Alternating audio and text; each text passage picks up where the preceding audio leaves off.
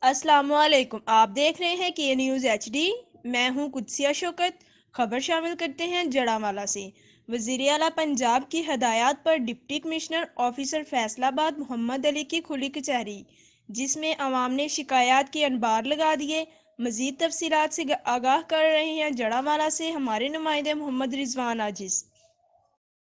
جی بالکل قدسیہ، میں اس وقت موجود ہوں جڑاوالا میں، جہاں پر وزیر اعلیٰ پنجاب عثمان بزدار کی خصوصی ہدایات پر ڈپٹی کمشنر آفیسر فیصل آباد محمد علی نے خصوصی طور پر کھلی کچہری کا اہتمام کیا۔ ان کے ساتھ assistant commissioner Jaranwala Umar Daraz Gondal, superintendent of police Jaranwala Tariq Sukhera, sub divisional police officer Jaranwala doctor Abdulkhaliq بھی موجود تھے۔ اس موقع پر تمام شعبہ زندگی سے تعلق رکھنے والے افراد نے کثیر تعداد میں کھلی کچہری میں شرکت کی۔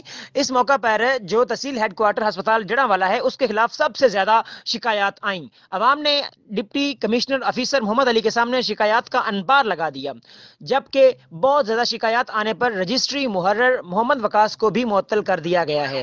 ڈپٹی کمشنر آفیسر فیصل آباد کی طرف سے تمام سائلین کو ان کے مسائل کے حل کے لیے یقین دہانی کروائی گئی۔ جی